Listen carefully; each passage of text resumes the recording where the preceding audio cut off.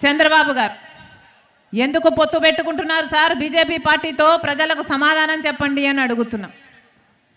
BJP party మనకేం చేసింది?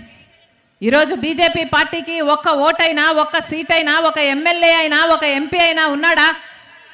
లేడు. గత ఎన్నికల్లో ఒక ఎమ్మెల్యే గెలవలేదు బీజేపీ పార్టీ, ఒక ఎంపీ గెలవలేదు బీజేపీ పార్టీ. అయినా కూడా ఆంధ్ర రాష్ట్రం మొత్తం బీజేపీ గుప్పట్లో ఉంది.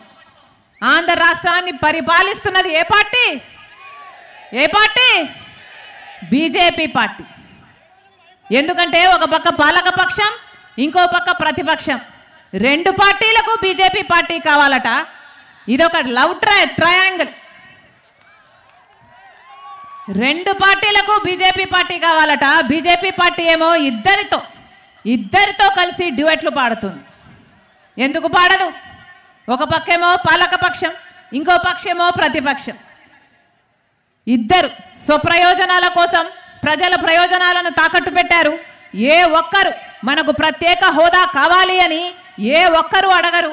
మనకు పోలవరం కావాలని అని ఏ ఒక్కరూ ప్రశ్నించరు. మనకు రాజధాని కట్టాలన్న చిత్తశుద్ధి ఏ ఒక్కరికి లేదు. ఆఖరికి విశాఖ స్టీలు ప్రైవేటైజ్ అయిపోతుందో కూడా వీళ్ళకు చీమ కుట్టినట్టు కూడా లేదు. ఇలాంటి వాళ్ళకా ఓట్లు వేయాలి? ఇలాంటి వాళ్ళనా గెలిపించుకునేది? ప్రజలందరూ ఆలోచన చేయాలి. ప్రజలందరూ ఆలోచన చేయాలి.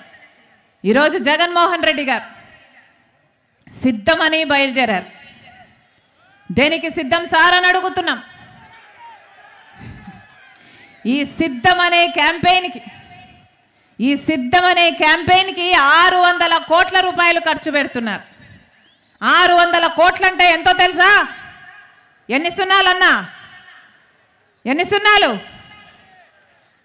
పదా?